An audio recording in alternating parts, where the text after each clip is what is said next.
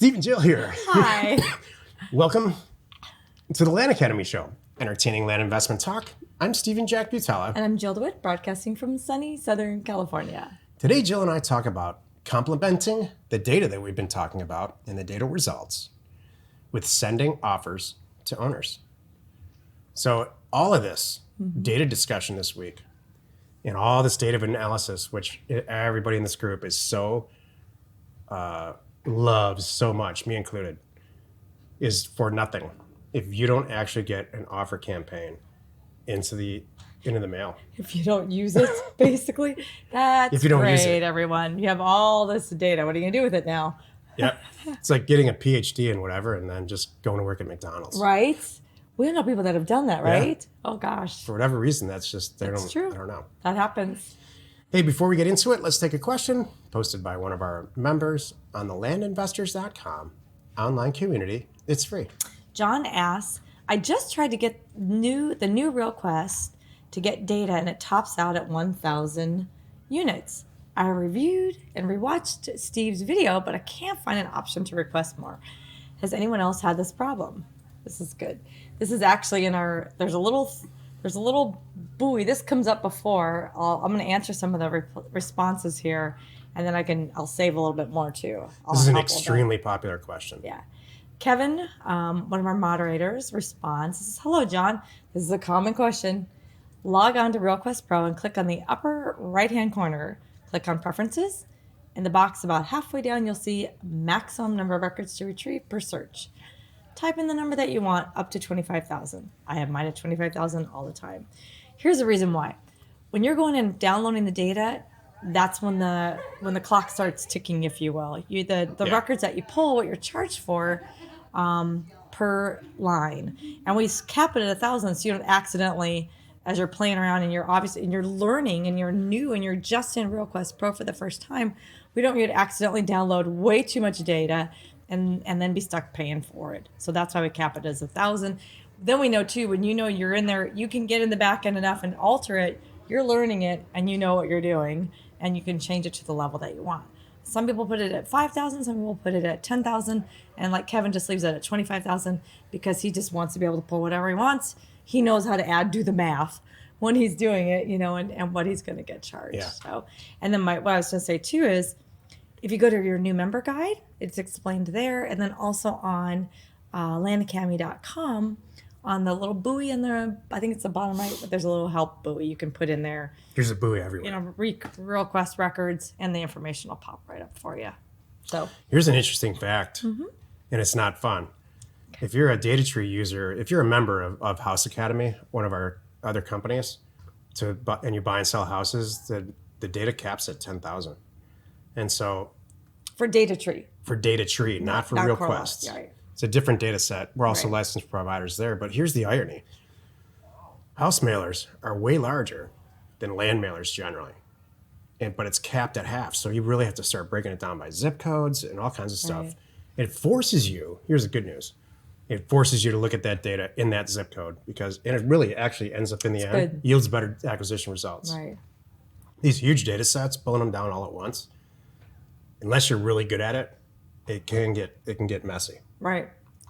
I like that way of looking at it. That's good. Yeah. Today's topic, complementing data results, like we just talked about, by sending offers to owners, sending offers in the mail to owners. This is the meat of the show.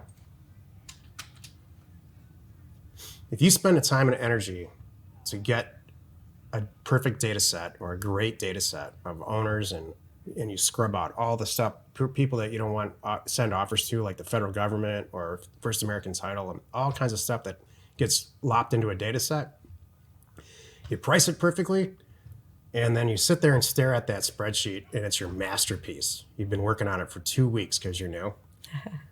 And you're sitting there saying to yourself, what if I did something wrong? Right. Maybe I should review it again. And then 2 weeks go by. Yeah. And then 2 weeks go by.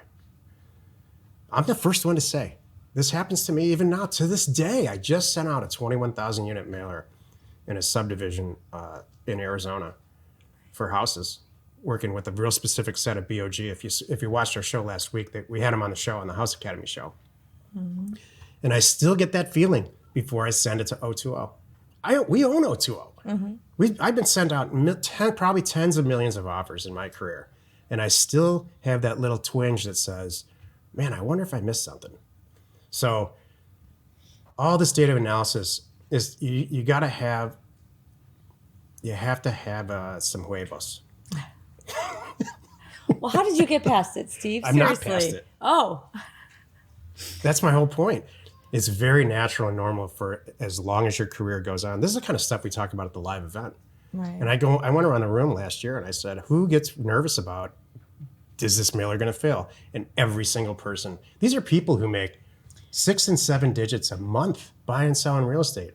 And they still have like jitters. Like I would assume that, the most famous rock band on the planet, they have a little bit of, jitters getting on a stage. Maybe. Unless you're Jill.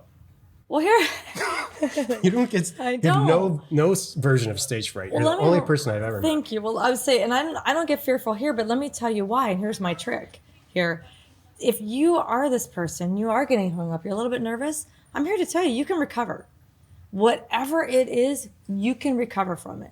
What if you price them all too high and every single person calls you back, signs away, and sends them all in? You're like, uh-oh, what just happened? Can you imagine? I'm sure people have done versions of that. I have. Oh no, Overpriced a mailer. I like, oh shoot. I've done a version of that. Everybody and the wants to opposite. sell. Like, what have I done? You know what? You can recover. It's okay to start going through them just like you normally would, doing your due diligence, pick out the best ones.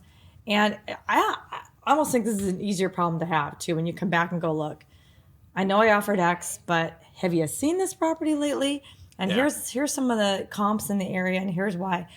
I sincerely apologize. I accidentally went, priced a little too high. I can offer you this, and if it doesn't work for you, I totally understand. I don't want to offend you. I wish you all the best. And you know what? They know they want to sell.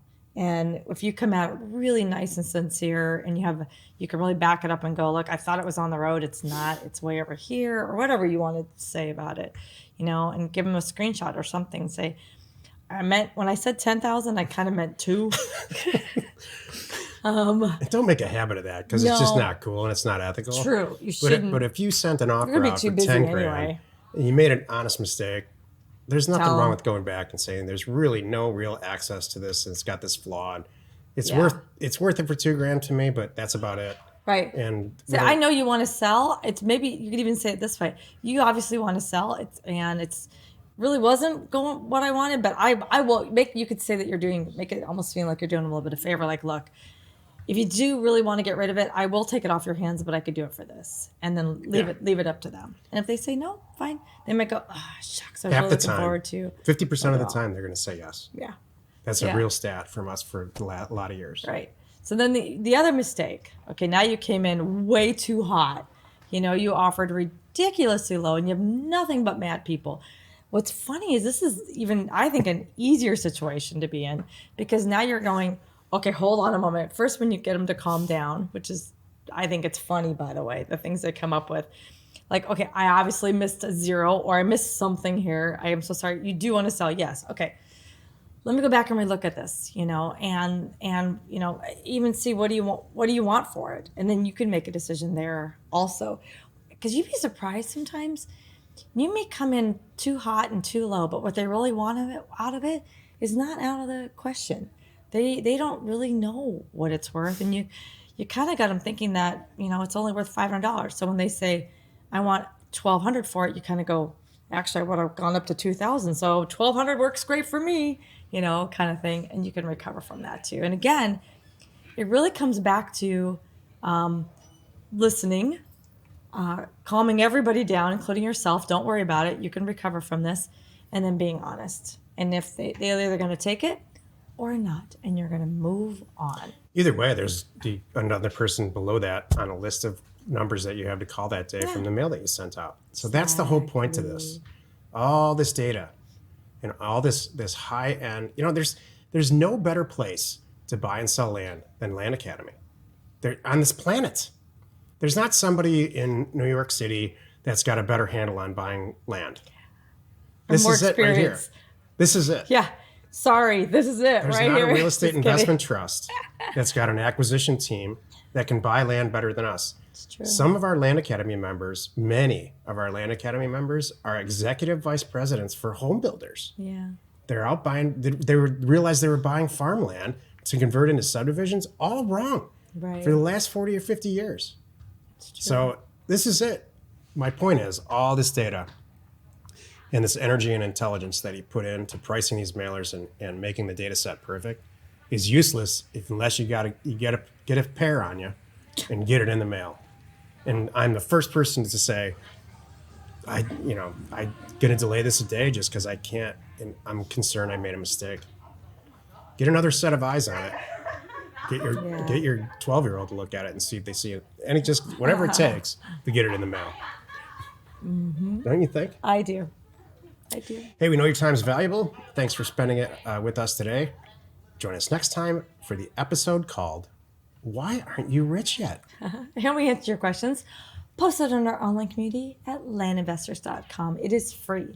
You are not alone in your real estate ambition.